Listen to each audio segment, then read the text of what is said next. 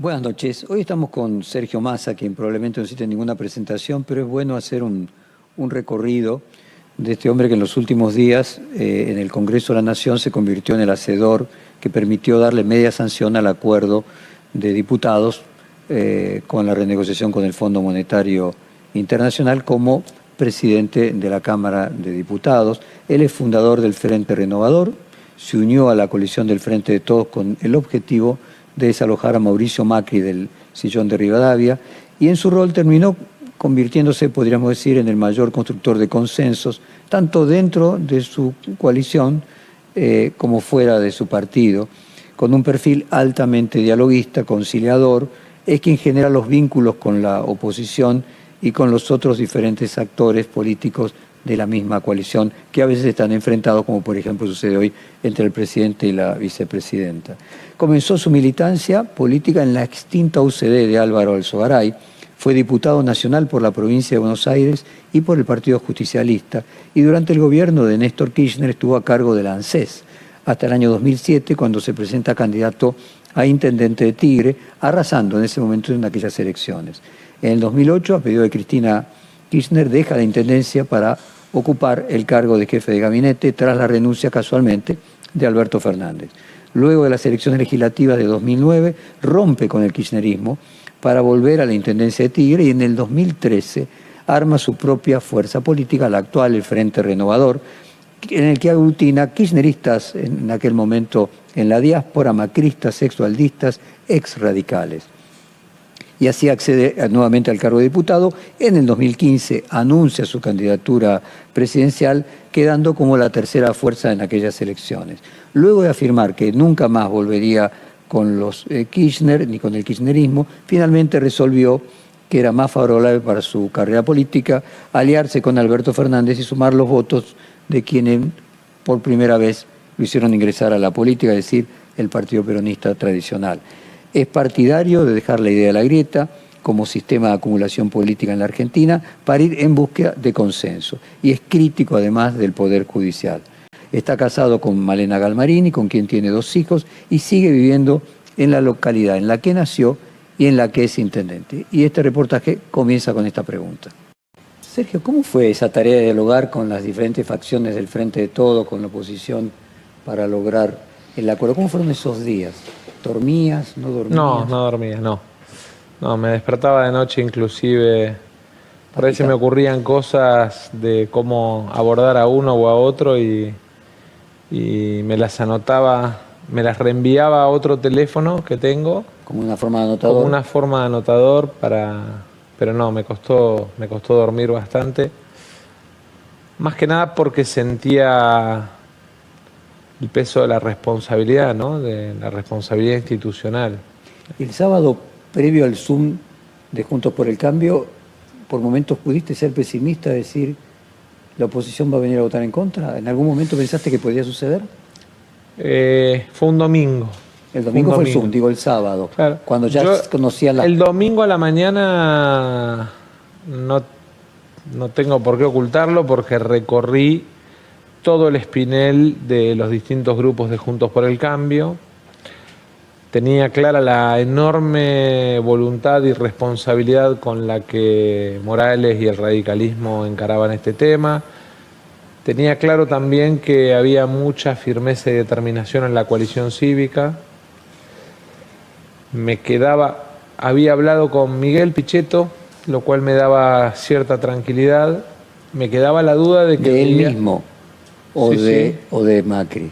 No, bueno, me quedaba la preocupación de que aparecía como cierta incertidumbre de sectores del PRO que planteaban que de alguna manera no había que... ¿Que había que votar negativamente? Claro, que había que votar negativamente, no había que acompañar este tema. Algunos no planteaban la negativa, sino la abstención, pero la preocupación la tenía, sí. Es cierto que el presidente Alberto Fernández, en lugar de festejar los 202 votos a favor de la media sanción, se quedó preocupado por los 40 de la Cámpora y otros diputados afines a Cristina Kirchner. No, el presidente estaba... Primero, el presidente tuvo la valentía, por primera vez en la historia democrática, de mandar este tema al Congreso. Después de más de 20 acuerdos con el fondo que tiene la Argentina. Es la primera vez que se discute en el Congreso. Y eso... Que hay una ley para tal cosa. Claro, pero la Constitución Nacional prevé que los empréstitos son una facultad del Congreso. Y hasta acá ese tema se había omitido, se había delegado. Creo que la decisión del presidente en ese sentido fue valiente. Obviamente que como coalición de gobierno aparece la preocupación, la inquietud alrededor de que un debate sobre cómo resolver el problema, porque digo, acá hay dos sectores, los que generaron el problema y tenían responsabilidad de ayudar a resolverlo, básicamente por el préstamo del 2018, y los que la sociedad argentina en el 2019 nos eligió para gobernar y teníamos la responsabilidad de resolverlo. Y creo que en ese sentido, obviamente, la aparición de miradas distintas respecto de cuál era el mejor camino para resolverlo, siempre en una coalición de gobierno genera inquietud, preocupación por el debate en sí mismo. Pero yo creo que es sano que haya debate alrededor de estos temas. Ahora, ¿esto deja de manifiesto que existen dentro de la coalición oficialista diferencias que a lo mejor se trataban de disimular? No, diferencias en algunos temas que al revés no se disimulan. Hay matices, yo no pienso igual que Alberto en todo,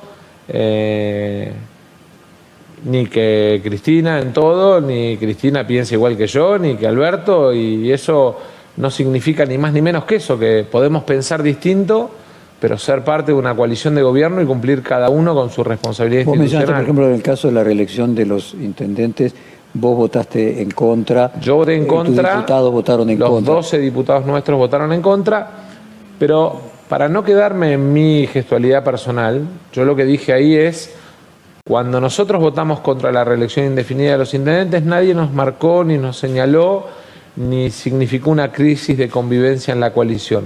Todos, de alguna manera, sabíamos o presuponíamos cuáles eran las posiciones. Pero yo voy también al gobierno de coalición que gobernó antes en la Argentina.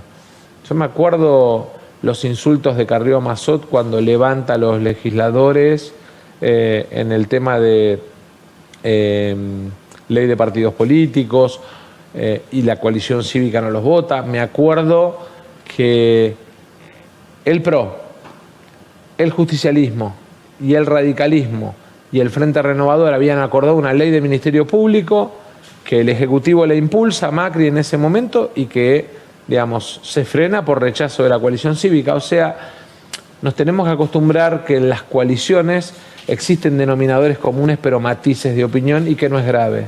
Ahora, no guarda la misma proporción, la importancia de lo que está en juego.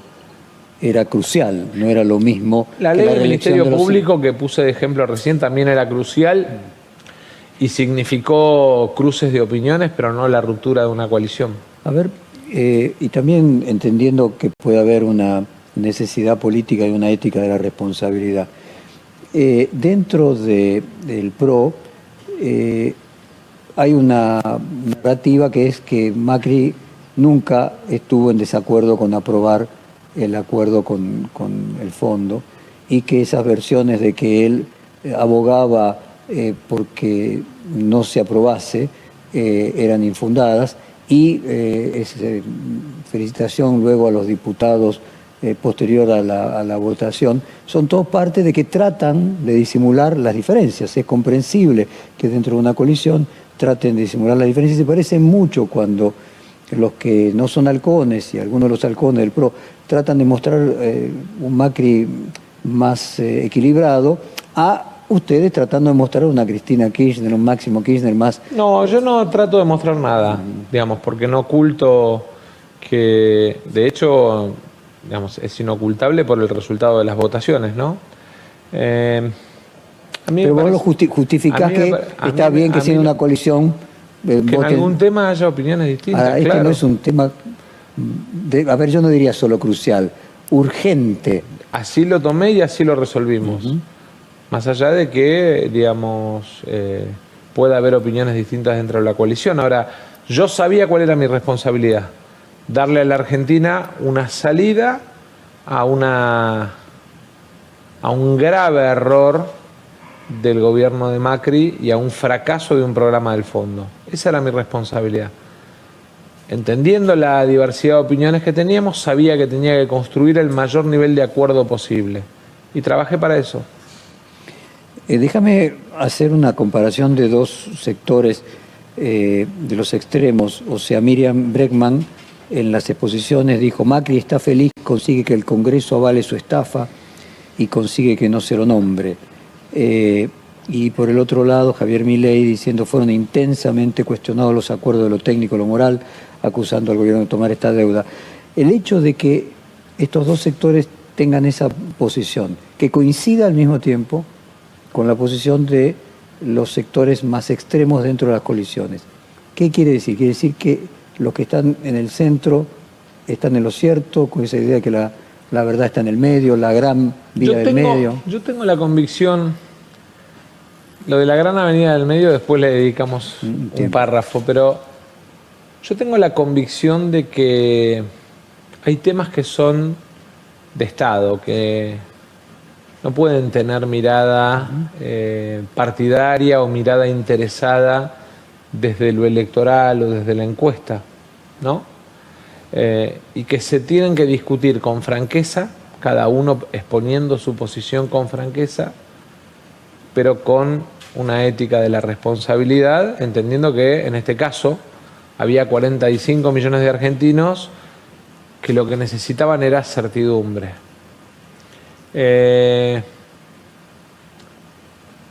Y siento que hay temas, y este por ahí puede ser el principio, que los tenemos que abordar como política de Estado.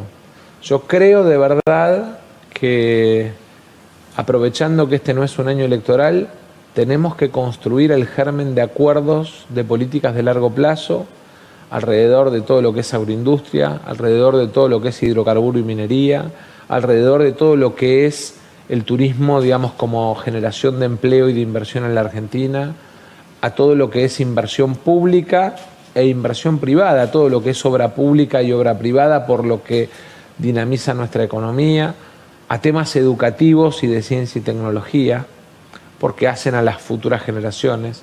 Me parece que son temas en los que tenemos que construir acuerdos, políticas de Estado y certidumbre de largo plazo para los argentinos y para la Argentina. Pero indica algo que gran parte de ambas coaliciones confluyeron, y las partes más extremas de ambas coaliciones, como los otros. Indica que ese planteo que muchas veces hice de que el que piensa distinto no es mi enemigo, es un planteo que no solamente tiene el Frente Renovador, sino varios dirigentes de en los que no fuerzas. piensan, en los que piensan igual. O sea, esa enorme cantidad que piensa igual, de un lado y del otro, del oficialismo y la oposición. ¿Implica una posibilidad de un acuerdo de una Argentina de reglas básicas hacia futuro? Tenemos que hacer el esfuerzo para que en estos temas que te planteaba, en los temas que tienen que ver con endeudamiento, podamos construir las bases de acuerdos de largo plazo. Que aquellos que de alguna manera podemos sentarnos a la mesa a dialogar, tengamos la capacidad de construir acuerdos que le den tranquilidad a los argentinos. A ver, dos hipótesis. Sí. Ahora trato de hacer esto mismo que digo que hacen con Macri, para dejarlo mejor expuesto, hacerlo con Cristina y con Máximo Kirchner para ver si pueden quedar mejores puestos. Ellos adoptaron esa posición sabiendo que ibas a conseguir los votos, pero que si hubieses corrido riesgo de no conseguir los votos, a lo mejor no hubiesen tomado esa posición. Había una frase sobre la neurosis o la rebeldía o la histeria, decía que la histeria, el histérico, la histérica se revela la mano que lo sostiene, se cae la mano y la persona ya no se tiene más de quién revelar. ¿Vos creés que si hubiese corrido riesgo que no se aprobase, a lo mejor parte de la coalición gobernante que se abstuvo, votó en contra, hubiera votado a favor? Es contrafáctico y, digamos, lo contrafáctico, digamos, son supuestos y no tuve la oportunidad de hablarlo así en el mano a mano con ninguno de ellos como para tener la certeza o poder darte una certeza. Sí tengo claro que de alguna manera cada uno puso su granito de arena, digamos, desde Bregman o Milei, respetando el marco de respeto en el debate parlamentario, hasta cada uno de los sectores puso su granito de arena entendiendo que este era un tema clave para la Argentina. Y voy a la segunda hipótesis. Ni bien Horacio Rodríguez Larreta diga yo soy candidato, cosa que todavía no lo viene asumiendo de manera explícita, pero en algún momento va a tener, no le va a quedar más alternativa, se le va a pedir a él lo mismo que se le pide a Alberto Fernández, un plan. Obviamente él trata de posponer decir soy candidato, porque en el momento que se le pida el plan va a tener el mismo problema que Alberto Fernández. O sea, no, yo creo que no es un problema de falta de plan, yo creo que primero hay un tema no resuelto del liderazgo del PRO. Me parece que la jefatura de ese espacio hoy la tiene Macri y que, digamos, por debajo de Macri varios actores, Horacio, Bullrich, María Eugenia. ¿No crees que ya Horacio Rodríguez Larreta le ganó esa pulseada? No, yo creo que, digamos, y se evidenció estos días que la jefatura ahí, digamos, es clara. Y terminaron votando como quería Horacio, no como quería... No, Horacio planteaba la abstención. Horacio planteaba la abstención, lo habló conmigo. Bueno, lo mismo. No, la abstención no era lo mismo. No digo que sea lo mismo, pero finalmente no el rechazo. O sea, había una posición diferente entre Macri y Larreta, ¿no? Pero creo que finalmente se impuso la opinión de Morales y de Carrió. Que estaba más cercana a la de Larreta. Que sin hacer mucho Larreta, simplemente... No, creo que Larreta... La posición se corrió más distinta. Yo lo hablé con Horacio, le pregunté expresamente ese domingo. Hablé con todos, o con casi todos, no con todos. Con algunos no hablo. Pero le pregunté expresamente a Horacio qué pensaba. Él me planteó que el mejor lugar para él, digamos, en la búsqueda de equilibrio para Juntos por el Cambio era la abstención. Yo le dije que era un buen lugar para él, o cómodo, pero no para la Argentina. Ahora, déjame seguir con el planteo. Obviamente, cuando se le pide un plan, dado de que dentro de cada una de las coaliciones no hay una unidad de criterio, el plan del candidato solo no alcanza porque ni siquiera es el plan de la coalición. Pero más aún, si llegara a tener un candidato a la dominancia de su coalición, de cualquier forma el plan después, si la oposición no te lo aprueba, finalmente tampoco es un plan. Entonces, el problema central es que si viniera alguien diciendo yo tengo un plan, no sería verosímil, porque finalmente sería abstracto, no lo podría aplicar. Entonces, la cuestión de fondo es, antes de las elecciones, ponerse de acuerdo en algunas políticas de Estado, cuando todavía no se sabe si el que gana es uno o el que gana es otro, y que ese sería el momento de llegar a ese acuerdo, y no después. No, hoy. Sí, por eso. Hoy. Porque yo, digamos, escucho a algunos que plantean, pensemos que después del 23 no. La Argentina no puede esperar a después del 23. Me estaba refiriendo a eso mismo. La educación no puede esperar a después del 23. Digamos, la revolución de la tecnología y el conocimiento que estamos viviendo no puede esperar a después del 23. La inversión pública, cuando tiene financiamiento intergeneracional, no puede esperar a después del 23. La necesidad de generación de empleo y lucha contra la inflación no puede esperar a después del 23. Sí, pero lo cierto es que hoy estamos en un año preelectoral, el año... Bueno, pero es que siempre el año que no es electoral es preelectoral. Pero lo estoy planteando positivamente, lo que resulta el momento adecuado. Por eso, yo creo que el Congreso, como planteaba al principio, tiene que ser el ámbito de algunos acuerdos. 10, no digo 100, 10, 5. Lo planteé antes de la elección, lo tomaron a mal. Aclaré que, digamos... entendía que en la elección lo tomaran a mal. Hoy lo vuelvo a plantear. Necesitamos sentarnos con la oposición a definir 10 acuerdos básicos para la Argentina. Necesitamos darle a los argentinos la tranquilidad de que en 10 temas nos ponemos de acuerdo. Comparto, Sergio, y para concluir lo anterior, de hecho creo que 10 temas de Estado es lo que va a proponer el próximo coloquio de ideas. O sea, todo el mundo está dando vuelta alrededor de esta idea. Si 10 son muchos, 5. Sí. Ahora, vos decías que en realidad el verdadero poder del PRO y de Juntos estaba en Macri, y me pregunto, ¿no hacen ustedes con Macri lo mismo que hace la oposición con Cristina Kirchner? ¿No levantan a Macri, déjame terminar la pregunta, y reducen a Rodríguez Larreta de la misma manera que del otro lado levantan a Cristina y reducen a Alberto porque les resulta funcional? No, yo creo que en eso, mirá, hace un mes y medio empezó una discusión por el tema de las 30 y pico, 40 líneas de transporte que son de la ciudad de Buenos Aires, pero que las está pagando la Nación. Digamos, en la provincia y en las provincias hay líneas locales que cada jurisdicción paga, acá las paga la Nación. Cuando planteamos el debate, alguien vino y me dijo, decime la verdad, ¿estás planteando esta pelea para ayudarlo a tu amigo Horacio a que tome centralidad de vuelta en el PRO? Me parece que es tener una mirada todo el tiempo demasiado complicada de cosas que a veces son simples. Che, acá hay 13.000 millones de pesos de diferencia que perjudican a las otras provincias, ¿cómo lo vamos a ordenar? A tu amigo Horacio sigue siendo tu amigo con el mismo nivel de intensidad que ahora que no están, él no está con la misma mujer con la que era muy amiga de tu señora.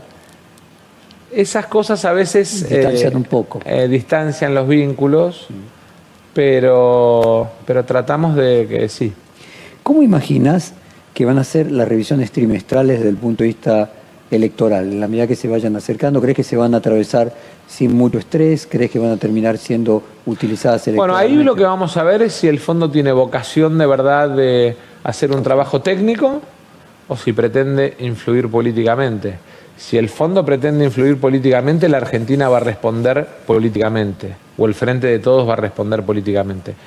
Si el fondo tiene ganas de hacer un trabajo técnico en conjunto con las autoridades argentinas, no tengo dudas de que el gobierno va a trabajar técnicamente codo a codo con las autoridades del fondo. ¿Y cómo sería responder políticamente? Tratemos de imaginarnos en ese escenario. Bueno, a partir del escenario en el que el fondo reconoce influencia política y su propio error por parte de muchos de los accionistas en la votación del informe de cierre del 2018, o sea, del crédito mal dado a Macri o del crédito mal tomado por Macri a favor de la Argentina, de alguna manera surgen posiciones políticas que los accionistas expresan en el board del fondo. Llegado el momento, será responsabilidad nuestra hacer despliegue político alrededor de esas menciones, de esas votaciones y de la responsabilidad política para adelante. Sergio, independientemente que no haya sido tu voluntad y que hubiera preferido lo contrario, el hecho de que Máximo Kirchner no presidiera el bloque de diputados oficialistas ni que participara del debate, ¿te dejó un protagonismo en el triunfo del tema probablemente más crucial que se debatió en el Congreso en bastante tiempo? No, primero no es un triunfo mío, es un triunfo del gobierno. No, está claro. Es más, a mí me tocó en todo caso, en todo el proceso, la parte dispositiva final o casi final. Y todos los acuerdos previos para llegar a esa votación. Los acuerdos para llegar a esa votación. Pero que podría haber sido un rol del jefe, que podría haber sido un rol también del presidente del bloque, ¿no? Sí, a lo largo de 2 años y medio tuvimos muchas satisfacciones, muchas leyes que fueron importantes, que de alguna manera también alimentaron, ¿no?, la convivencia y el funcionamiento positivo del bloque y la Cámara. Uno, digamos, en todo caso puede sentir un sabor, digamos, o un dejo de lembranza pero mi responsabilidad era darle a los argentinos el acuerdo y entonces uno trata de separar lo que siente afectivamente de lo que es la responsabilidad. A ver, vos pagaste costos políticos por haber integrado el Frente de Todos y tu imagen negativa cuando se consulta los motivos a los que tiene una imagen negativa tuya, plantean que, bueno, para ponerlo en extremos, de Margarita Stolbizer a Máximo Kirchner, en 2 años de diferencia, planteaban una perspectiva en quienes no te comprendían de inconsistencia, independientemente de lo que vos explicaste. Esta participación tuya, este liderazgo tuyo en lograr los votos para que se apruebe este acuerdo, ¿mejoró tu imagen? ¿Qué te dicen tus analistas? No, eso no, la verdad no. No importa que te importe. Pero además hace mucho tiempo dejé de hacer política mirando notas o encuestas. Entre otras cosas porque siento que... No, entiendo. Mi pregunta es, independientemente de que le prestaras atención, no, pero tampoco... ¿notás en la calle la gente que los demás te devuelven un espejo de tu mirada mejor? Noto en la calle la caricia del que siente alivio, del que se siente aliviado. O sea, noto en la calle la mirada afectuosa y la caricia de aquellos que sienten alivio porque resolvimos un problema que parecía irresoluble para la Argentina. Yo imagino que vos trataste de convencer a Máximo Kirchner de lo contrario. ¿El voto de él es un voto contra el Fondo Monetario o algo más amplio de divergencia con la línea general de la economía que lleva adelante el gobierno? Eso se lo tendrías que preguntar a él. Pero cuando vos tratabas de convencerlo, de la misma forma que me contabas... Las charlas que yo tengo en privado, trato de mantenerlas en privado. Bueno, pero ¿afectó tu relación con él la decisión? No, para nada. ¿Y cómo es tu relación hoy con Cristina? Muy respetuosa y muy profesional. Hay una serie de controversias alrededor de que... Es buena, digo, muy respetuosa, muy profesional, porque es buena. Es de trato muy respetuoso, muy profesional, una buena relación. ¿Pero a vos te atiende el teléfono? Debí suponer que la chicana que sobrevenía a la pregunta era esa. No, tenemos la vocera diciendo que no le atendió el teléfono al presidente, entonces... Bueno, pero yo no... No es una chicana, digo, es un hecho objetivo. No tengo ni estatura política ni dimensión de vínculo personal con ellos dos como para meterme en la relación entre ellos dos.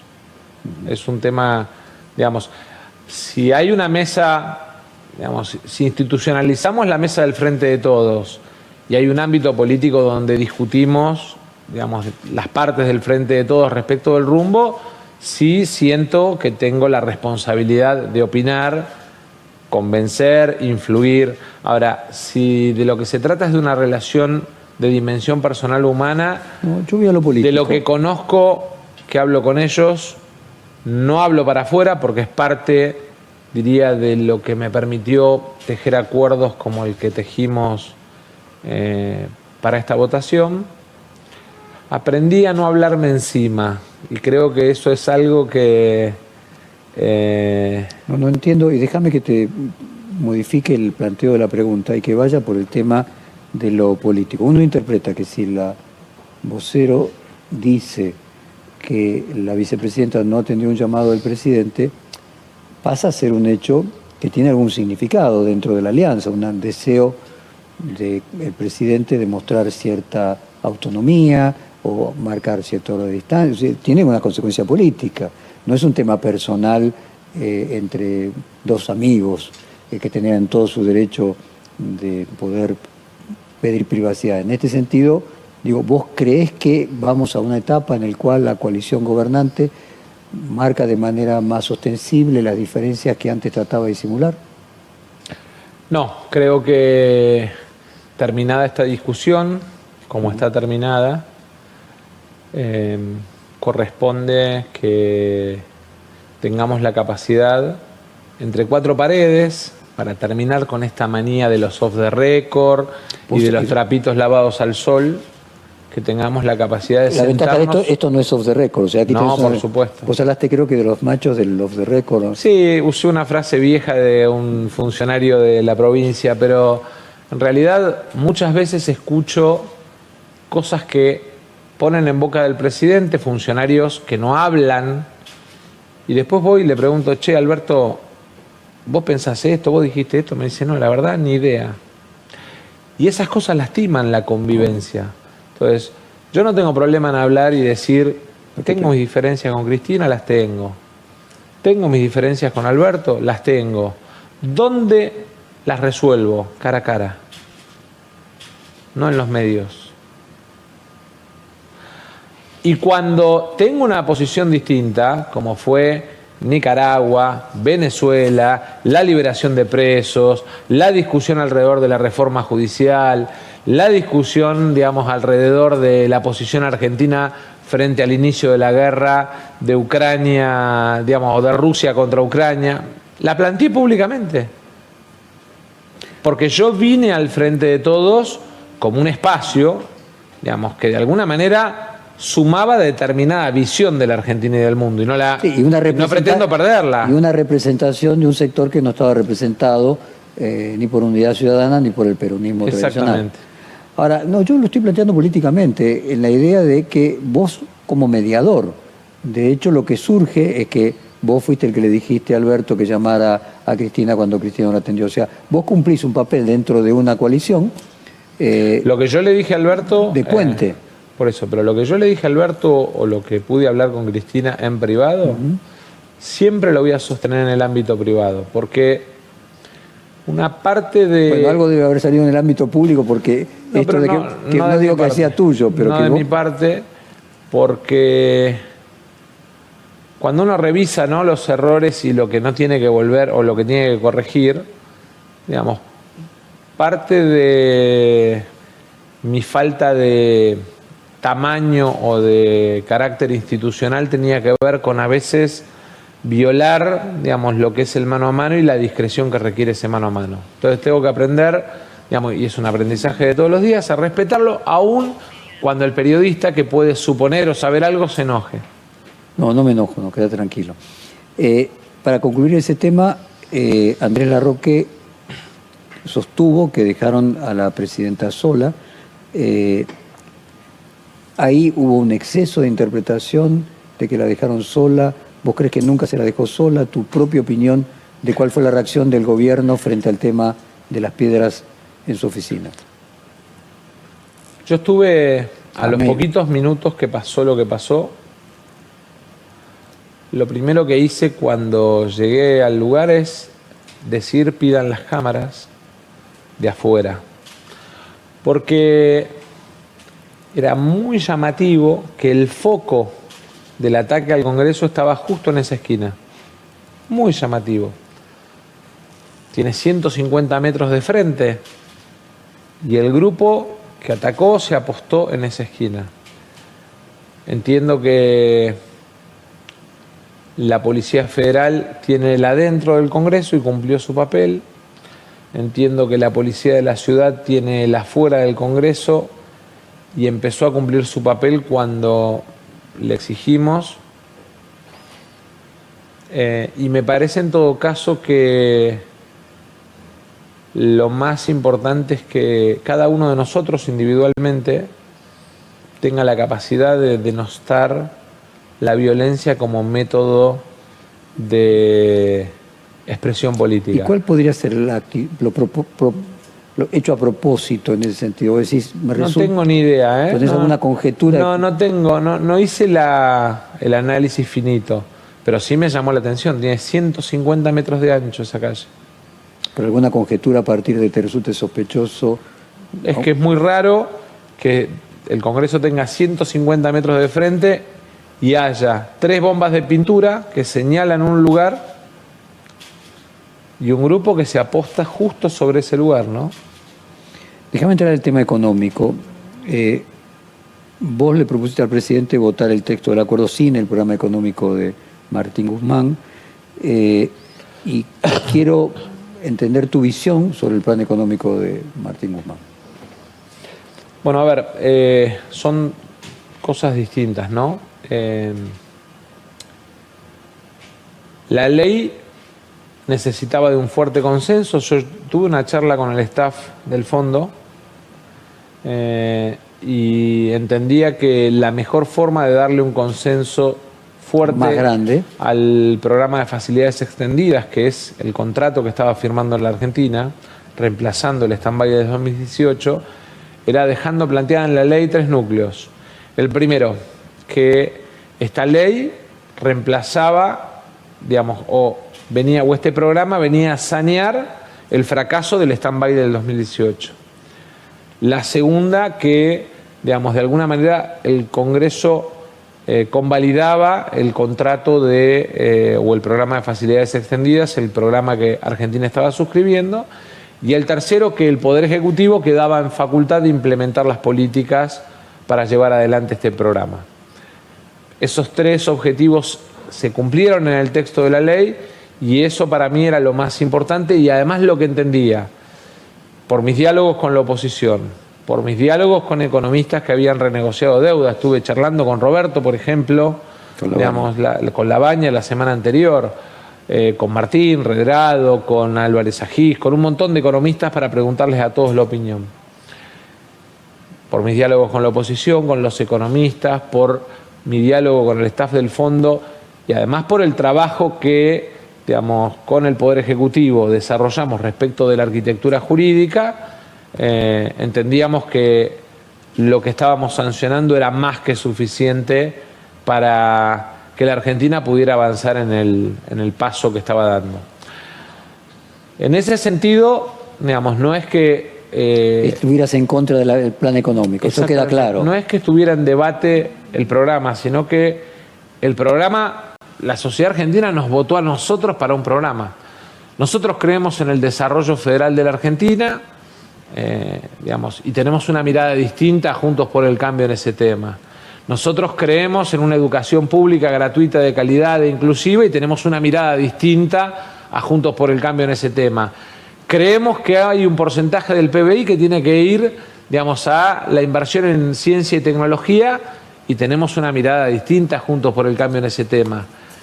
Creemos que hay 2 puntos del PBI que se tienen que asignar a inversión pública porque la obra pública es un motor económico fenomenal para un país que necesita crecer en su Producto Bruto, pero además desarrollarse federalmente y obviamente en comparación con... Digamos, o sea, vos decís, es genuino que haya diferencias respecto del plan. Por supuesto, por supuesto.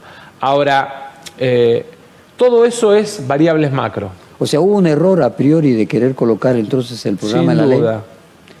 Bueno, y ahora, entendiendo que vos lo hiciste porque te parecía pero yo quiero genuino decir una cosa, también tuvimos la humildad de enmendarlo rápido. Perfecto. Y a mí no me parece malo cuando uno se equivoca si tiene la capacidad de enmendar.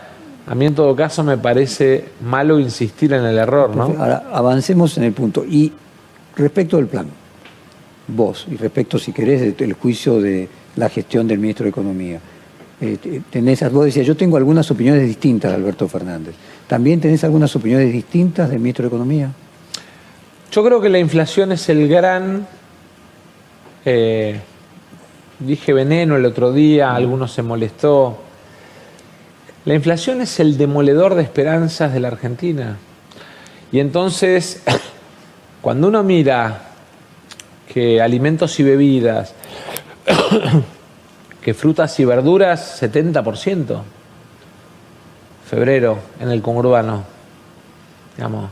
Entonces, mira que ordenamos la macro, pero que en la micro tenemos una máquina, una amoladora que nos va carcomiendo el piso, digamos, claramente tenemos que enfocar el esfuerzo ahí. Ahora, a ver, te voy a hacer la misma pregunta que le hice al presidente hará 3, 4 meses. ¿No sería más útil decirle a la sociedad, ya que no nos ponemos de acuerdo en la cantidad de impuestos que vamos a cobrar, ya que no podemos endeudarnos? Bueno, tenemos que imprimir dinero para poder hacer frente a los gastos que no nos ponemos de acuerdo ni en bajar ni en aumentar los impuestos. Entonces la única alternativa es imprimir más dinero. No estoy de acuerdo. ¿Cómo sería? Porque la alternativa más eficiente que tiene la Argentina para resolver sus problemas es hacer crecer el PBI. El planteo, sí, pero hasta que lo haces crecer, yo estoy de acuerdo. El planteo, el mes próximo, Jorge, ¿qué hace el ministro? Pero vayamos por partes. Sí. El planteo de que, digamos, como la torta es chiquita, lo que tenemos que hacer es ver quién deja de comer, es un planteo de una mirada absolutamente poco ambiciosa para la Argentina. A mí me parece que cuando planteamos la ley de agroindustria y planteamos llevar, digamos, un 40% arriba las exportaciones en 5 años, la economía argentina tiene 3 motores. O sea, vos lo que estás diciendo, a ver si lo puedo traducir, es que no sería necesario imprimir dinero, que es correcto, No. que si no tenés otra alternativa tenés que imprimir. No, Ahora, yo lo que digo es lo siguiente. Nosotros en el 2019 hicimos un contrato con los argentinos, que desgraciadamente tuvo en el medio los dos elementos más dramáticos que puede tener la geopolítica y la economía global. Una pandemia y una guerra. Yo nunca me olvido, tenía un profesor de historia que se llamaba Claudio Lacamesure en el colegio, que sigue dando clases, que nos decía: el mundo ajusta por guerra y por pandemia su economía. Cuando hay una guerra o cuando hay una pandemia, se producen 3 cosas: aumento de precio de los productos primarios, de los commodities, aumento de la pobreza porque aumenta la brecha, con concentración de la riqueza. 4º año del colegio, hace mucho ya, y me quedó muy grabado. y eso sucedió, las dos cosas juntas, en 2 años. Entonces, en 2 años tenemos un contexto global con una geopolítica cambiando por el cambio de gobierno en Estados Unidos, pero además con pandemia y guerra. Claramente el escenario es un escenario difícil. No me quejo, porque cuando nosotros elegimos gobernar y elegimos hacer un contrato con los argentinos, sabíamos que Hay contingencias. Hay contingencias. Entonces, propusimos un camino en el 2019. Construir una Argentina que buscara el orden fiscal, el superávit comercial, la competitividad cambiaria, el desarrollo con inclusión y la acumulación de reservas. ¿Y eso el ministro de Economía lo pudo hacer? A mí me parece que el problema es que para desarrollar eso había 2 temas que había que resolver. Los 2 macro, uno vinculado a la deuda con los bonistas privados, llevó 8 meses de discusión, y otro vinculado a la renegociación de los multilaterales. Porque cuando vos mirabas la foto de la Argentina 22-23, era como mirar un camello. Veías 2 jorobas enormes que eran, digamos, el error, y lo digo con la libertad de que en el 2018 a la misión del fondo, Mendiguren, Labaña, Piñanelli, Graciela Camaño y yo se los dijimos con claridad: este acuerdo Argentina no lo va a poder cumplir. Lo que están haciendo es cerrar un acuerdo que va a haber que renegociar dentro de 3 años. Se lo planteamos con absoluta claridad y sinceridad. Y además era obvio, Argentina no hubiera podido en ninguna circunstancia pagar por año 20.000 millones de dólares. Claro, pero vos fíjate Creo que ellos mismos lo sabían. Sí, vos fíjate que el problema es que se plantea, nunca se pone sobre la mesa eso, que Argentina... Mira, una de las discusiones con el equipo económico del bloque que plantea Máximo es: pongamos en el presupuesto el vencimiento del año que viene hasta que no tengamos acuerdo con el fondo, para que la oposición en la discusión del presupuesto nos diga qué recortamos, porque estos 19.000 millones los dejaron ellos. Entonces, que nos cuenten cómo iban a hacer en un ejercicio como este. Obviamente iban a renegociar. Porque convengamos que, digamos... No se iba a pagar, quiero decir, eso no se iba a pagar. No lo sabía todo el mundo, el fondo, el oficialismo, la oposición. Claro.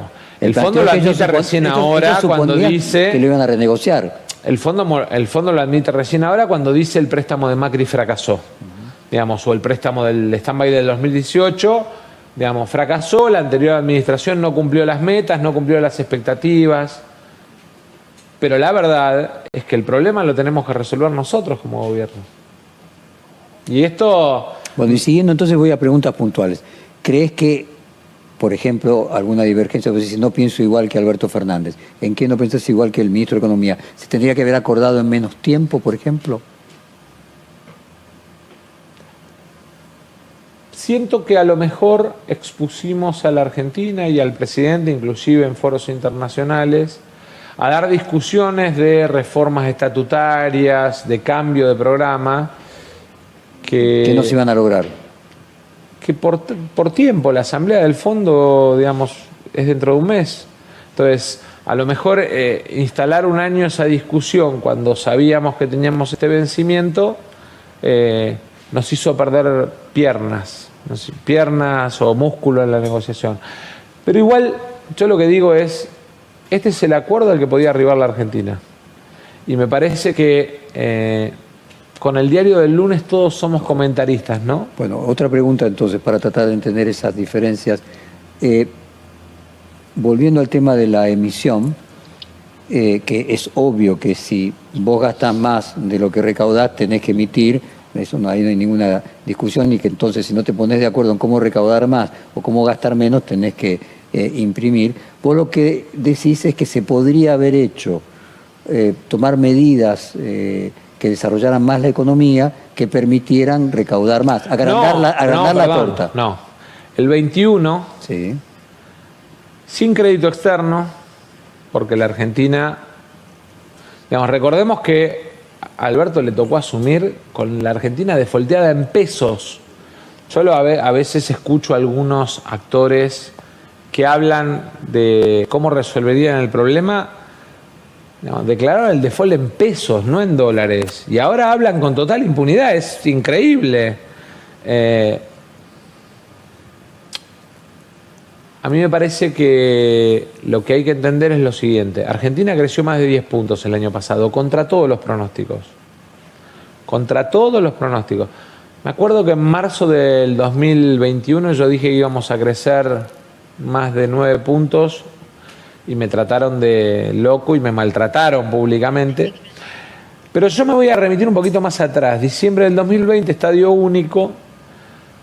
Planteamos el escenario para el 21, yo planteo en mi discurso Argentina va a crecer, pongámonos al frente de contarle a los argentinos que nos vamos a recuperar, de la caída de la pandemia y más. Y después Cristina habla y dice, y tenemos la responsabilidad de cuidar que ese crecimiento no sea concentrado. Creo que hoy tenemos el piso para buscar que el crecimiento sea con inclusión. Que los acuerdos macroeconómicos de deuda con privado y de deuda con multilaterales, más la recuperación de la caída de la pandemia, ahora nos ponen en la obligación de la generación de empleo y de un crecimiento con músculo, que es lo que necesita la Argentina. ¿Y cuánto imaginás que va a ser el crecimiento este año? Es decir, el año pasado recuperó lo que había perdido el año anterior. No recuperó, superó. No, superó, en realidad... Superó 1.1, no, superó, digamos. No, en términos y además el rebote, porque muchos dicen, no, es rebote. El rebote nunca es superando la caída, el rebote siempre es hasta la mitad, es un tercio. Argentina creció y los números de hoy son todavía de aumento de capacidad instalada en uso. Lo que estoy diciendo es que desde el punto de vista del Producto Bruto, si vos creces el 10 después de haber bajado el 9, como el 10 es del 91, termina siendo lo mismo. Sí, pero esa es una ecuación muy matemática. Yo lo miro más desde el punto de vista de, digamos, el resultado en la economía real. Porque acá no es ¿recuperamos o no es una discusión de números? ¿Y este año cómo lo ves? Yo creo que este año, si tenemos... ¿Tenías un pronóstico antes de la guerra y otro después de la guerra? Sí, claramente, porque la guerra cambia el precio del trigo, cambia el precio... O sea, el balance entre lo que nos mejora por nuestras exportaciones alimentarias y lo que nos empeora por nuestras importaciones de energía, ¿te da negativo? No me da negativo, pero de alguna manera lo que hace es obligarte a tener... Cada punto de crecimiento, de alguna manera... Implica 4 puntos de importaciones. Implica 41% en nuestra cadena de valor de importaciones. Entonces, inexorablemente vamos a tener que tener un régimen de administración del comercio que nos permita bien utilizar los dólares producto de haber renegociado con el fondo. Y en ese sentido, ¿cuál era tu pronóstico de crecimiento antes de Ucrania y cuál sería hoy? El arrastre estadístico ya era 3. La pregunta del millón es cuánto dura Ucrania, porque personalmente yo creo que si en un periodo corto hay un principio de acuerdo, arriba de lo que traían, pero se van a estabilizar los precios internacionales. El problema es si el conflicto se alarga. Aún así, entendiendo que Argentina hay mercados que tiene que son regionales y hay acuerdos que tiene en materia de provisión de algunos insumos y de algunos productos que los tiene anticipados en los pagos. El año pasado hubo mucho adelanto de importaciones por parte de muchas empresas. Que suponían que después de las elecciones el dólar se iba a ir a las nubes. Que suponían que el dólar se iba a ir a las nubes y, digamos, el dólar está estacionado donde está. Se estoquearon y entonces ahora tienen, digamos, para producir sin comprar tanto, sin estar afectados por el conflicto. Ahora, todo esto tiene que tener un correlato en la vida de la gente, porque si la economía no mejora el ingreso, no frena la inflación y no genera trabajo, este cuentito no sirve para nada. Ahí, vos muchas veces fuiste crítico de los aumentos de impuestos desde el Frente Renovador. Sí, claro. Y días atrás se conoció un proyecto presentado por el diputado cordobés Pablo Carro, que reeditaría el aporte solidario extraordinario, el impuesto a la riqueza que se sancionó. El aporte solidario fue planteado como un aporte por única vez, sí, y transformar un aporte por única vez en una cosa de carácter permanente lo va a tornar inconstitucional por la doble y triple imposición. Habría que ver bien, no lo conozco el proyecto de Pablo, pero habría que verlo bien. Pero independientemente del proyecto, vos estarías en contra. No, yo primero tengo la obligación de no preopinar sobre proyectos porque después soy el que preside la Cámara y entonces tengo la responsabilidad del equilibrio. Pero al margen de eso me gustaría conocerlo, no lo leí, no lo revisé, no lo hice estudiar. La economía es un tema que a vos siempre te interesó mucho. Entonces quiero hacerte preguntas concretas sobre economía. Por ejemplo, por el conflicto en Ucrania, hay un proyecto de crear un fideicomiso de trigo, hay otro proyecto, ya no proyecto, de cerrar exportaciones de harina, aceite de soja. ¿Cómo ves todas estas medidas defensivas frente a lo que genera en el aumento del precio de los alimentos la guerra en Ucrania? Bueno, una guerra tiene impacto en términos geopolíticos y en términos de comercio exterior y tiene impacto en la vida cotidiana de la gente. Uno mira por la tele que es en Rusia, que es en Ucrania, que es Rusia, lejos de casa, pero uno tiene que saber que tiene impacto porque el mundo es uno solo, la economía está globalizada, los precios están globalizados, la información y el conocimiento está globalizado. ¿Qué riesgos nos trae la guerra? Aumento de precio en la mesa, en los alimentos, un freno al flujo comercial porque aparecen dificultades en el transporte, en la logística, en los puertos, en los barcos y además en algunos países europeos va a aparecer, digamos, la oferta de stocks, digamos, frente a la crisis. Eso como riesgos, ¿no?, para algunas economías regionales. Por ejemplo, pera y manzana, vino.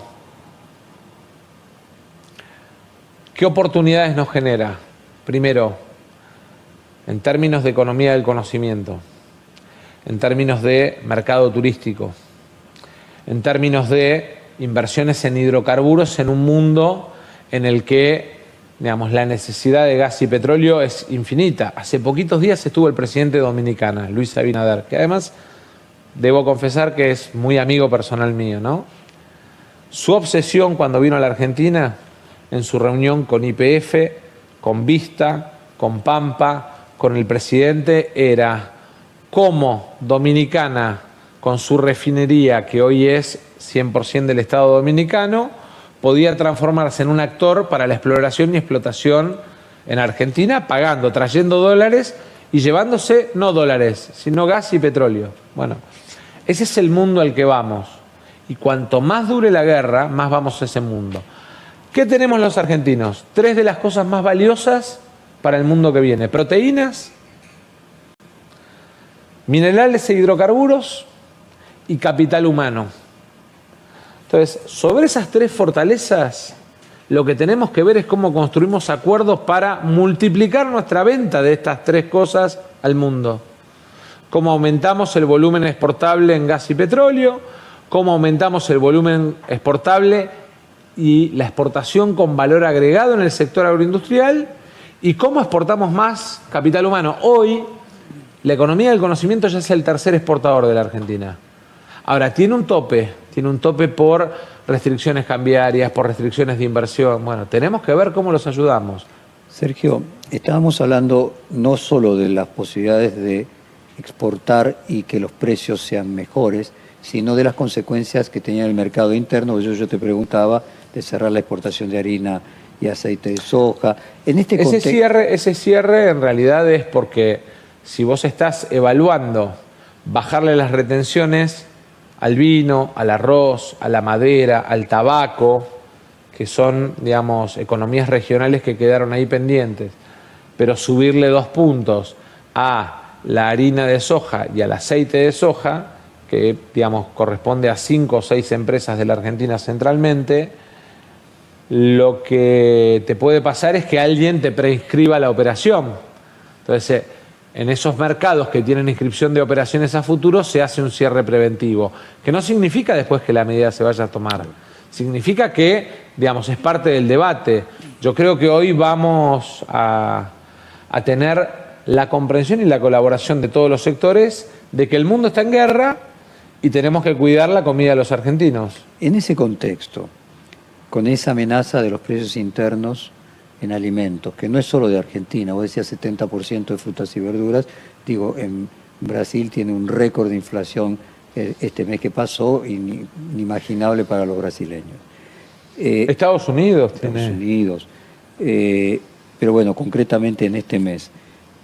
Aquella idea de Vicentín, ¿hubiese sido útil tener una empresa nacional que establezca, no sé, precios testigos, un poco el argumento de YPF, o vos te parece que no es una herramienta? Yo creo que el Estado tiene un montón de herramientas para, digamos, regular las posiciones oligopólicas de algunos sectores.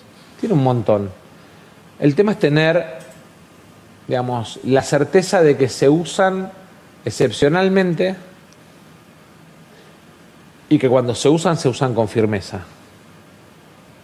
O sea, ¿te parece que no es necesario tener un Vicentín?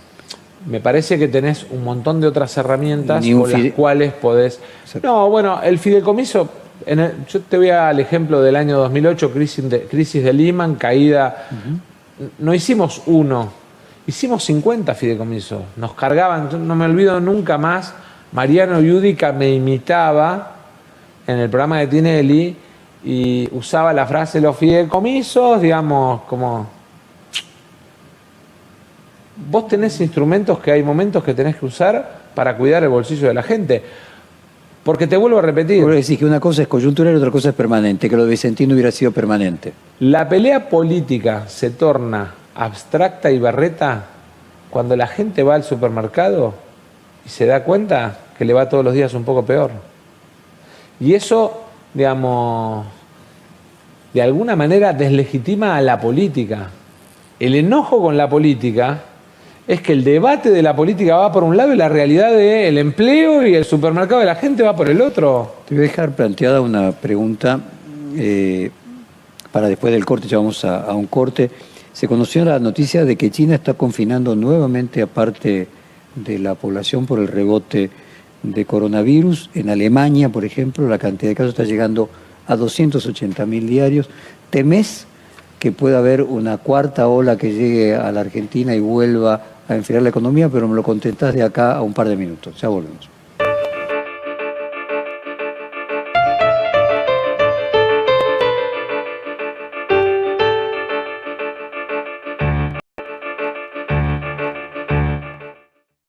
Bueno, continuamos después del corte con Sergio Massa. Había quedado planteado el temor a que el coronavirus no se vaya. Te voy a contestar con una expresión casi... De fe.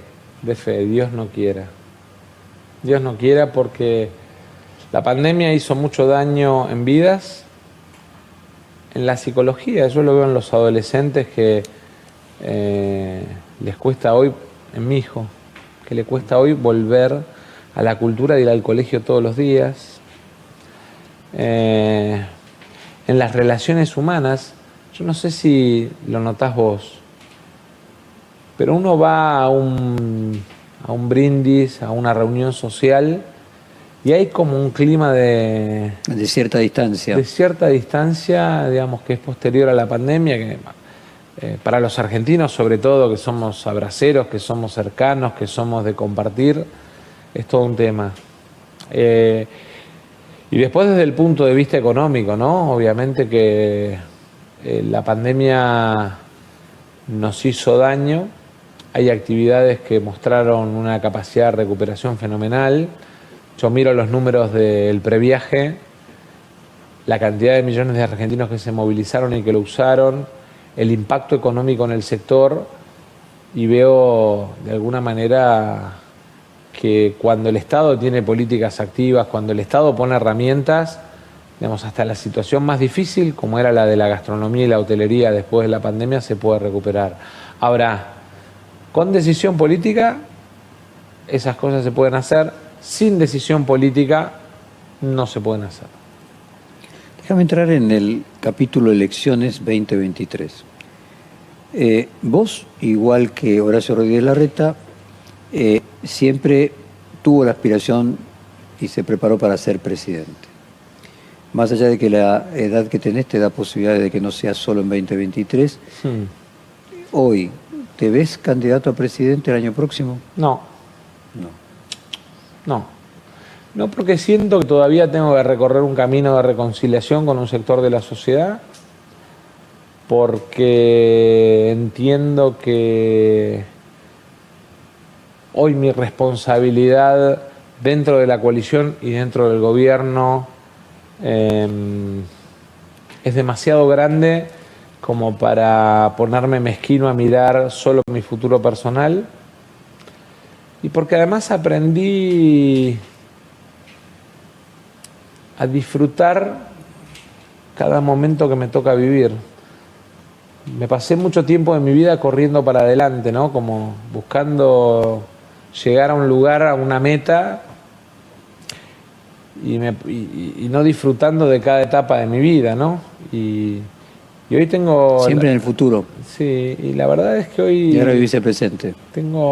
Sí, y además, aún a pesar de la responsabilidad, de las dificultades, lo vivo como no con alegría, sino pleno, lo vivo, lo disfruto, no lo sufro. Ese cambio, Sergio, fue resultado, más allá del pase del tiempo que siempre enseña, de algo, terapia, No, lecturas. terapia nunca hice.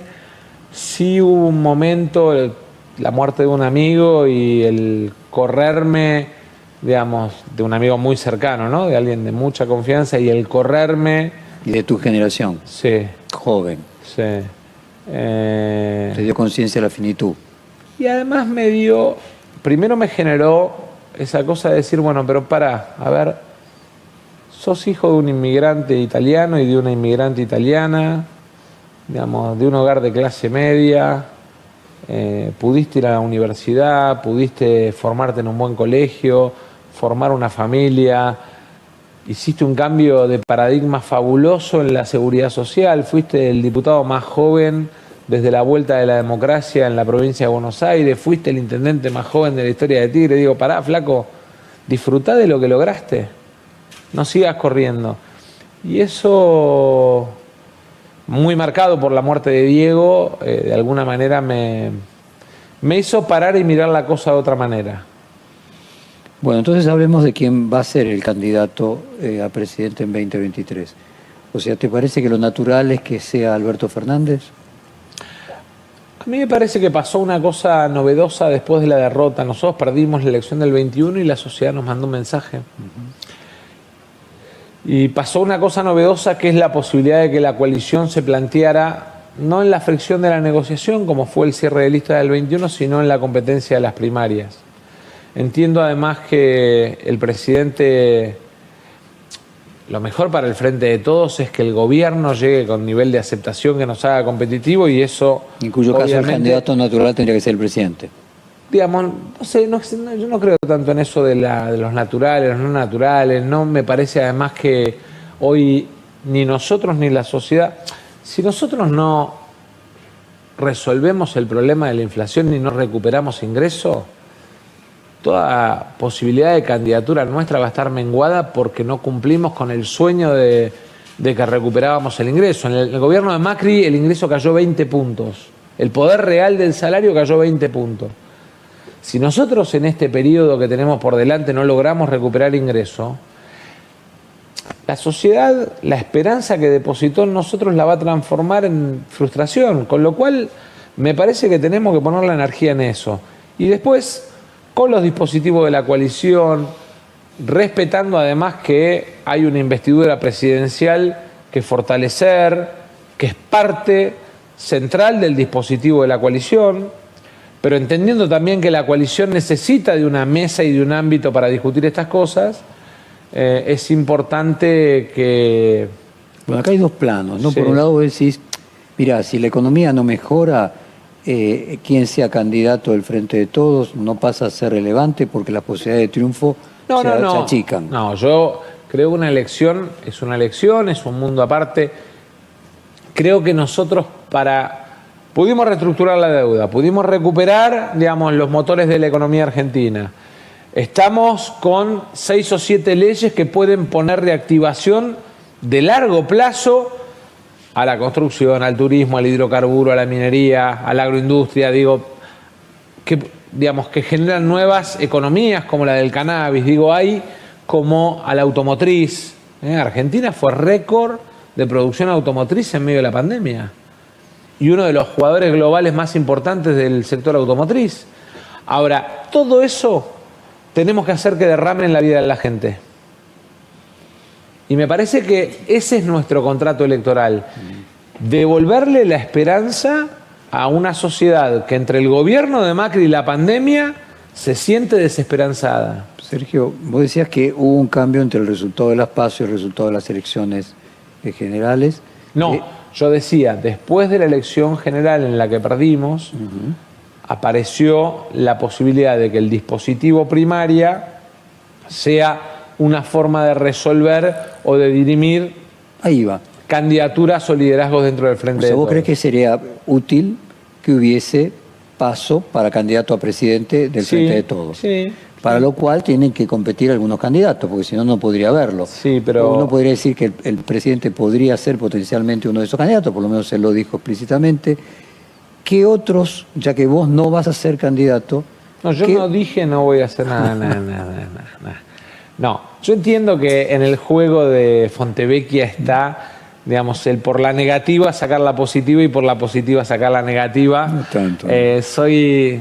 experto. Ya hice varias de estas entrevistas. Yo lo que, digamos, planteo es que ninguno de nosotros tiene que ser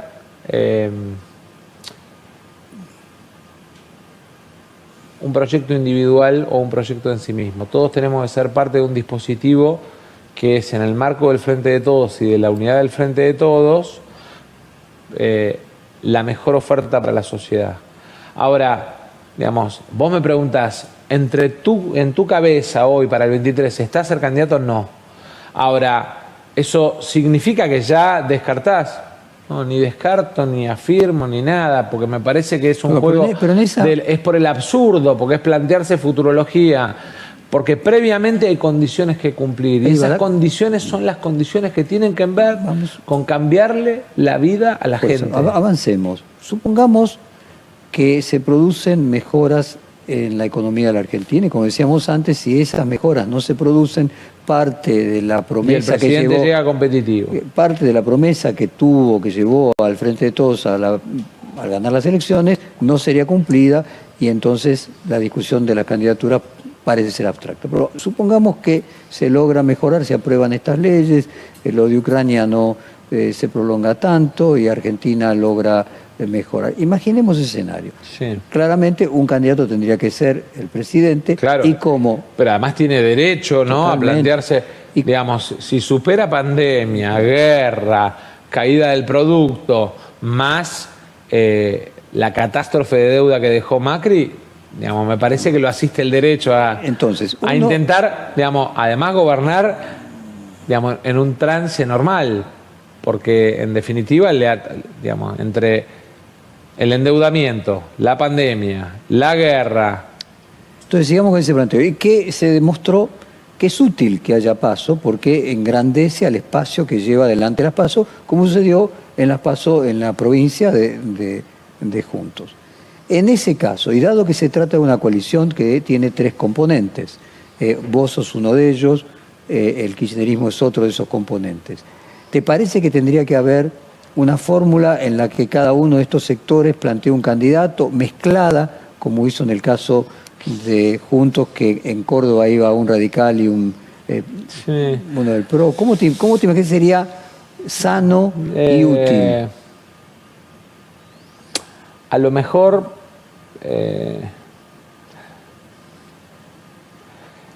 no lo sé, y debo confesarte que tampoco me puse a pensarlo, honestamente, no. Pero no quiero dejarte sin respuesta. Estamos aprendiendo los gobiernos y las oposiciones coalicionales, ¿no? ¿A cómo es una coalición? A cómo es una coalición. Yo te diría previamente qué me gustaría a mí, digamos, del Frente de Todos 2023. Que en nuestro contrato con la sociedad definamos de qué va a ser responsabilidad de cada uno. Quién se va a hacer cargo de la educación, quién se va a hacer cargo de la seguridad social, quién se va a hacer cargo de la defensa. Ah, interesante, a la brasileña, que cada parte de la coalición tenga todo un ministerio, no esto del primero y el segundo del otro. Claro, que la construcción de la coalición tenga además verticalidad y no transversalidad. Silos, que haya silos donde cada... Para poder mostrar cuánto brilla cada baldosa, ¿sí? ¿Qué aporta cada uno a la coalición? Es para mí el primer tema. Después, obviamente, me parece que sería bueno que la coalición, con una carta de intención respecto de qué país quiere, defina nombres, pero con un programa preacordado previo por todos los candidatos. Entonces, la gente sabe que, digamos, puede haber matices, pero que hay un núcleo de coincidencias básicas. A ver si te entendí bien. Vos decís que compitan los candidatos a los puestos selectivos, pero los puestos operativos ya estén acordados en la alianza y que se sepa que economía... de puestos, de políticas. De políticas. Digamos, la política de defensa es una política, la de ciencia e innovación es otra. Yo te entendí que además de eso, vos lo que planteabas es que se esté distribuido el poder con áreas específicas, que el Frente Renovador tenga transporte, turismo y no sé qué, que el... No, porque eso supone un reparto de los cargos, digamos, en una cosa que para la sociedad es chocante.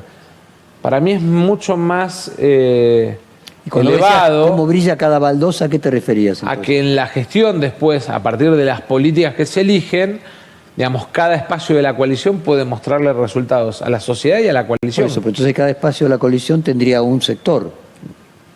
O no, dependiendo de un menú que elige el que es presidente.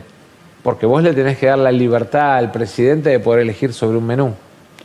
Y en ese caso, imaginando esa hipótesis de que la sociedad percibe que la economía mejora y se llega a un 2023 que hace plausible que el presidente sea candidato, ¿te parece que también sería útil para la coalición repetir la fórmula completa, que la vicepresidenta también sea candidata? Eso se lo tenés que preguntar a ese espacio de la coalición. Yo defiendo el mío. Okay. Y tu en todo caso tendrás que hacerle una nota o a Cristina o a Máximo y que ellos te cuenten. Yo no soy vocero de nadie. ¿Y tu espacio? No, yo estaba preguntando qué te parecía útil para la sociedad. Me parece útil que haya, digamos, una oferta lo más esperanzadora de futuro para los argentinos. ¿Y tu espacio cómo estaría representado en candidaturas allí? Es una discusión muy... A ver, vos para el 23. La provincia de Buenos Aires es un territorio natural. Sí. ¿Crees que habría que en la provincia de Buenos Aires adelantar las elecciones, desdoblarlas o no?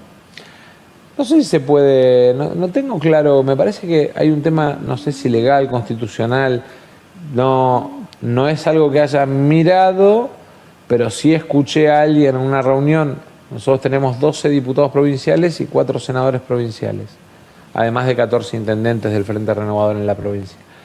Y en una reunión de ellos alguien dijo, cuidado que hay una restricción, no sé si legal o electoral, cuando salió este tema de que se comentaba. No lo tengo claro. ¿Y a vos te parecería que sería bueno si se pudiese o no? ¿O es indistinto? Para mí es indistinto. Para mí, cuando un candidato enamora a la sociedad, no hay aparato que lo condicione, y cuando un candidato no enamora a la sociedad, no hay aparato que lo impulse.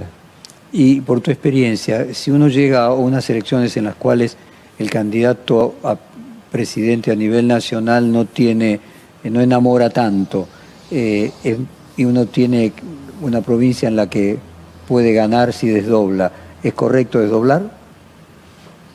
No, yo creo que sí.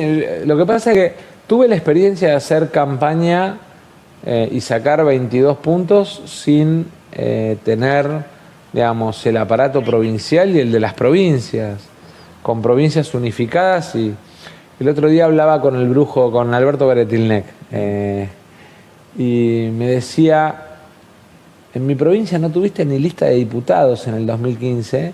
Si hubiese llevado lista, metías un diputado, sacaste 20 y pico de puntos. A mí me parece que cuando la sociedad elige al presidente, elige a alguien que lo cuide, alguien que le gestione los intereses y alguien que lidere hacia dónde va el país. Y que eso está bastante desatado de lo otro. Es al revés. Yo creo que hay veces que los candidatos intendentes necesitan de un candidato a presidente para tener condiciones de mejor competitividad. Yo creo que es al revés. Hay muchos intendentes que sin la sábana no sé si seguirían siendo intendentes, de varios partidos, ¿no? Sí. Tu asesor electoral, Antoni Gutiérrez Rubí, fue de alguna manera artífice también de la remontada entre las pasos y las elecciones. Por lo menos tengo entendido que vos lo prestaste a nivel nacional. No, yo no presté nada. Bueno, pero apareció en ese momento y además... Rubí tomó un café con el presidente, le acercó ideas. Y por tu experiencia, ¿podrías explicarle a la audiencia cuál es la diferencia entre un consultor como Rubí y uno como el que tenía Macri, Jaime Durán Barba? Que para Rubí la centralidad está puesta en la política y la comunicación es un colateral de la política. O sea, Rubí lo que dice es, uno puede contar lo que hace, no lo que no hace. Creo que Durán Barba, digamos, logró, digamos, contar cosas que un gobierno no hizo, ¿no? Yo siempre la critico mucho a Malena. Malena lleva hecho en 2 años, en agua y cloacas, lo mismo que se hizo en los últimos 10 años en la Argentina. Y yo siempre le digo, en Tigre lleva, digamos, adelante un plan que ya está en el 60% de ejecución de una obra que era histórica. Y le digo, la gente cree que hizo más Vidal, que hizo 2.000 metros de cloacas, que vos que, digamos, llevás avanzada la obra de Pacheco, de Torcuato. Entonces lo que digo es un poco y un poco, ¿no? Lo ideal sería tener una combinación entre Rubí y Durán Barba. Bueno, mencionaste a Morales y dijiste, hablemos luego de la ancha avenida del medio. Morales elogió públicamente tu desempeño como constructor de consenso en el acuerdo de la media sanción de la ley que apoya la renegociación con el fondo. A partir de ahí se comenzó a hablar de una especie de reagrupamiento del centro, como hace unos años se hablaba de la ancha avenida del medio. Las palomas del PRO, o las llamadas palomas del PRO, los radicales, el Frente Renovador, los gobernadores, el peronismo tradicional. ¿Cómo ves la ancha avenida del medio? ¿Crees que la Argentina quedó definitivamente para 2 coaliciones? ¿Crees que puede existir en el futuro la posibilidad de que se cree otra, que sea una alianza de los 2 sectores moderados de ambas? ¿Cuál es tu mirada de qué pasó con la ancha avenida del medio? No, yo creo que la idea de la avenida del medio no tiene...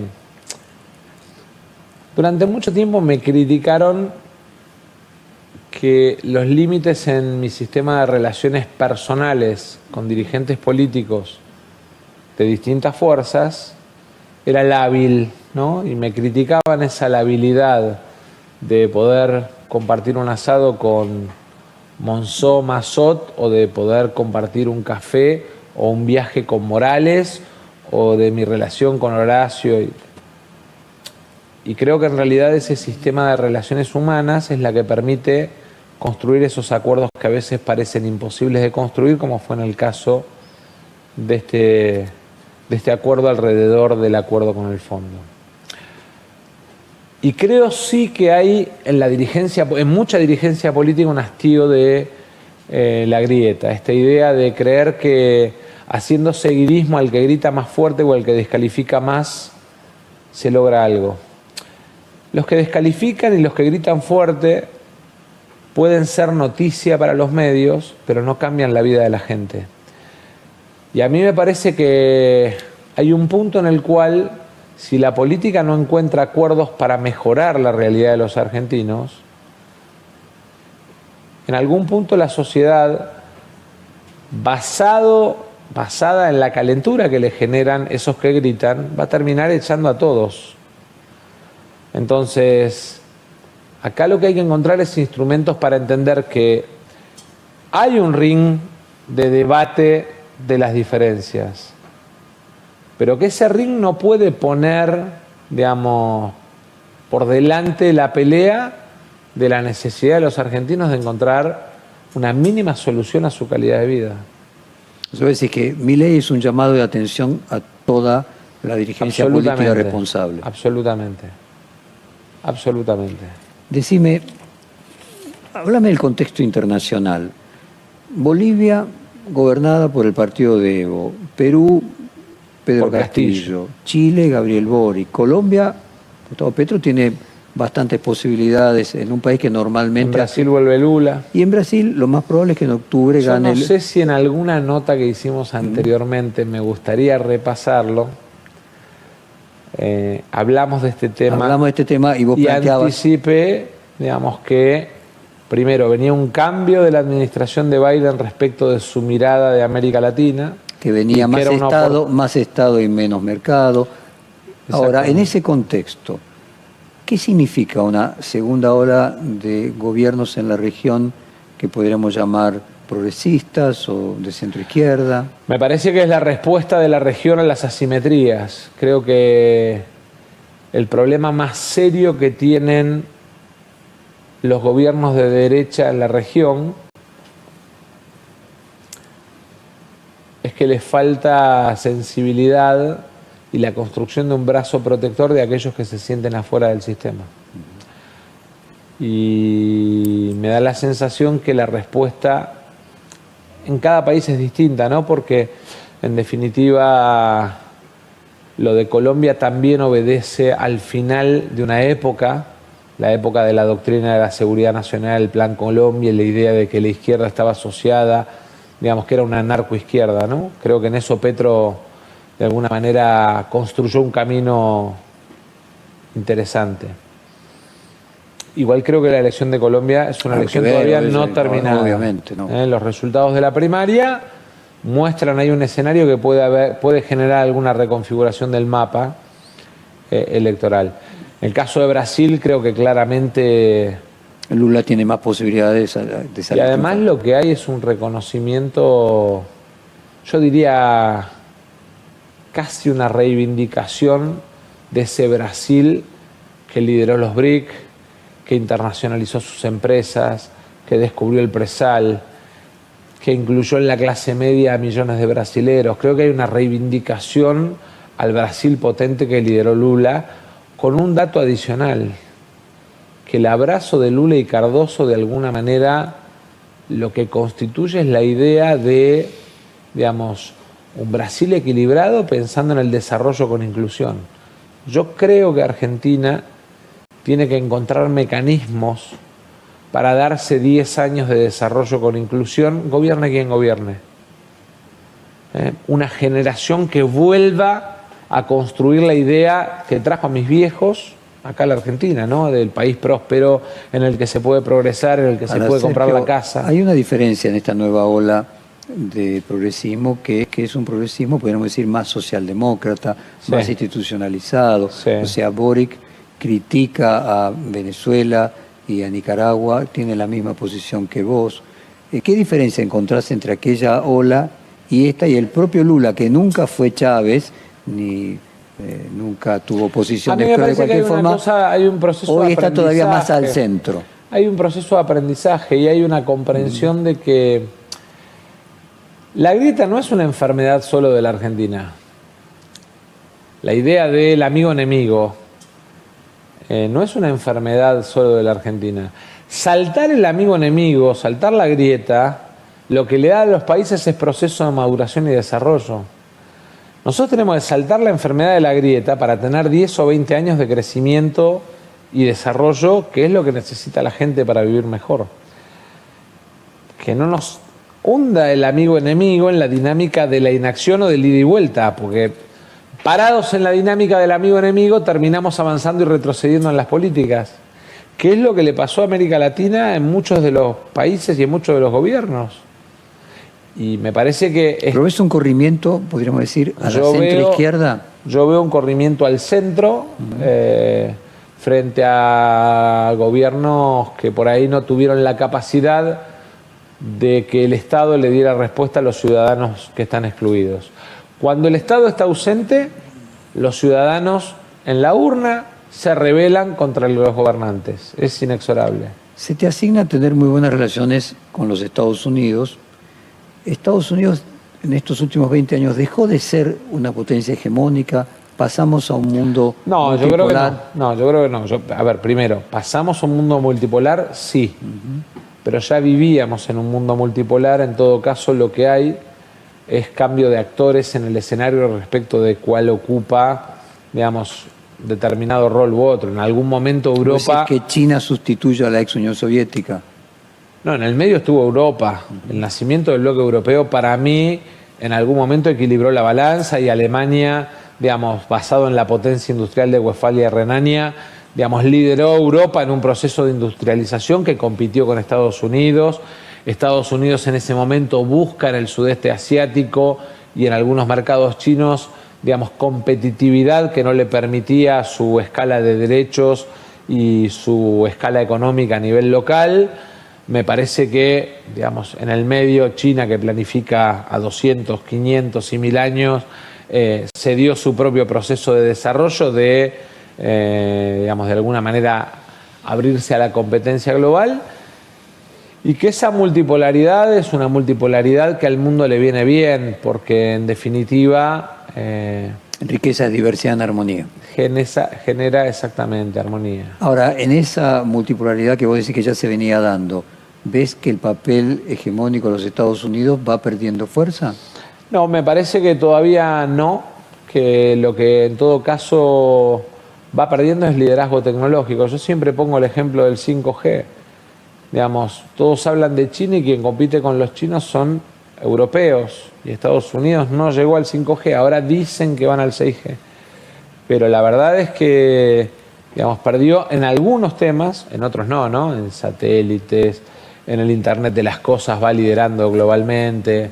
¿Ves en el caso? Perdón. Y me parece que en todo caso vamos a salir de la guerra de los bienes para entrar en la guerra del conocimiento y la información. ¿Ves en el caso de lo que está sucediendo en Ucrania como un nuevo alineamiento entre un bloque asiático de China y Rusia, ya ambos capitalistas? No, a mí me parece que la invasión de Putin a Ucrania tiene otra explicación que tiene más que ver con lo que él percibe como el avance de la OTAN sobre Rusia por un lado, y por otro lado con cierto nacionalismo en algunos de esos países, ¿no? Digamos, Georgia, Ucrania. Bueno, estamos llegando al final y quiero leerte alguna frase de los reportajes anteriores.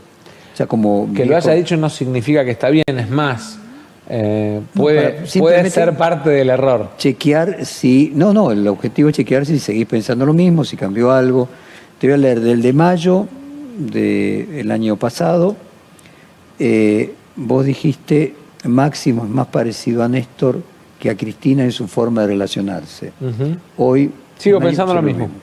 La idea de la tercera vía anida fundamentalmente en Alberto Fernández. Esto era en el momento de la pandemia. Me gustaría conocer la pregunta anterior, pero sí, Alberto claramente, digamos, expresa también una posición antigrieta. No tengo el monopolio de la antigrieta. El ADN del Ni mucho menos. Sería pretencioso y soberbio de mi parte creer eso. El ADN del Frente Renovador está en poner la clase media en el centro de la agenda. Sigo pensando lo mismo. Este país fue grande cuando la clase media fue potente. Y este país pierde potencia cuando la clase media desaparece del centro de la escena. Es gravísimo error pensar que Máximo Kirchner es un apéndice de su madre. Sigo pensando lo mismo. Comienza a emerger una sociedad de nichos, por eso necesitan coaliciones que los representen, ningún partido político alcanza a representarlo solo. Sigo sosteniendo lo mismo y lo creo más que antes todavía, ¿no? Es más, uno podría ver en la oposición y en el oficialismo hasta más nichos representados. Ahora voy a septiembre, o sea, lo primero fue mayo, recién comenzaba la pandemia, septiembre. ¿También fue una entrevista larga? Sí. ¿Tantas hice? El año sí, 2. Alberto es el más cherano de la política. Yo no sé mucho de fútbol, así que no sé qué quiere decir. Me imagino un armador, algo ahí relacionado. ¿Qué marca? Sí. Sigo pensando lo mismo. En el Congreso construyó una relación con Máximo Kirchner y Guado de Pedro. Y te agrego ahora la pregunta, ¿y cómo evolucionó la construida con Guado de Pedro? Bien. ¿Se parece, está más cerca dentro del kirchnerismo a lo que sería el Frente Renovador? ¿Lo podrías afiliar al Frente Renovador? Yo no me gustaría porque es simpática como frase, pero sí lo afiliaría a Guado al Frente Renovador. Dijiste, si sumás los votos de Unidad Ciudadana y los del Frente Renovador, te da el resultado de las PASO de 2019. Sí. ¿Quién redujo más en las PASO de 2021? Proporcionalmente todos. Todos igual. Sí. Y además perdimos el voto joven. En marzo de 2019, cuando todavía no se había decidido, había Frente de Todos. No había Frente de Todos. Vos dijiste, los argentinos trabajan 16 días al mes para pagar impuestos. Del gobierno que iba a bajar ganancias en ese momento y no la bajó. Claro. ¿Tu posición respecto de la cantidad de impuestos? Tengo el orgullo de poder decirle a todos los que en algún momento me votaron con la expectativa de que bajara el impuesto a las ganancias, que construí las mayorías y logré la ley para que más de 1,5 millones de trabajadores dejen de pagar de manera permanente impuesto a las ganancias. Tuve el apoyo del presidente además para hacerlo y siento en lo personal que cumplí con la palabra empeñada, digamos, con 1,5 millones de trabajadores argentinos que sentían casi un robo en lo personal que le sacaran el impuesto a las ganancias de sus salarios. Ahora, respecto del tema de los impuestos, uno puede decir que la oposición está Argentina necesita bajar los impuestos. Necesita primero construir un sistema más progresivo.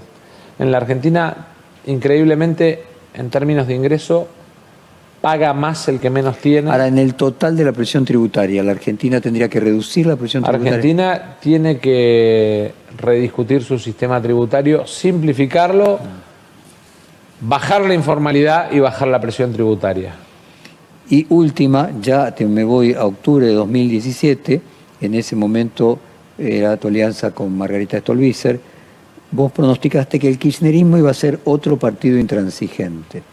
¿Imaginás que cuando la biología coloque a la actual vicepresidenta fuera de la política, el kirchnerismo pueda, con Máximo Kirchner, ser un partido intransigente? Yo creo que finalmente el Frente de Todos nos da a todos la posibilidad de repensar el peronismo del siglo XXI.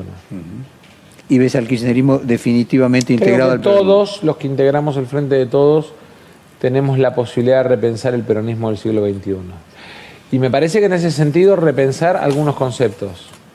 El trabajo hoy El derecho al trabajo es justicia social, el derecho a la educación de calidad es justicia social, el derecho a la conectividad es justicia social. Me parece que hay que repensar el derecho a un ambiente sano, es justicia social. Me parece que hay que repensar los derechos del siglo XXI, porque como toda organización política, social, económica, tenemos que entrar al siglo XXI y no seguir mirando para atrás. Ahora, vos tenés en la génesis de tu partido la palabra renovación. Sí. Vos lo que estás planteando es que el peronismo tiene que pasar por algo similar a lo que fue el Partido Laborista con el New Labour, como una reactualización doctrinaria. Sí, la para realidad de conseguir los cada mismos fuerza fines. política y sobre todo por la diversidad que expresa el peronismo, la realidad de cada fuerza política en cada país es distinta. Y además el peronismo tiene una cosa movimentista adicional que no tienen otros partidos políticos. Pero tu papel dentro del peronismo es ser el renovador, consumar esa renovación que quiso intentar Cafiero y no pudo, que tantas veces se habló y no se logró.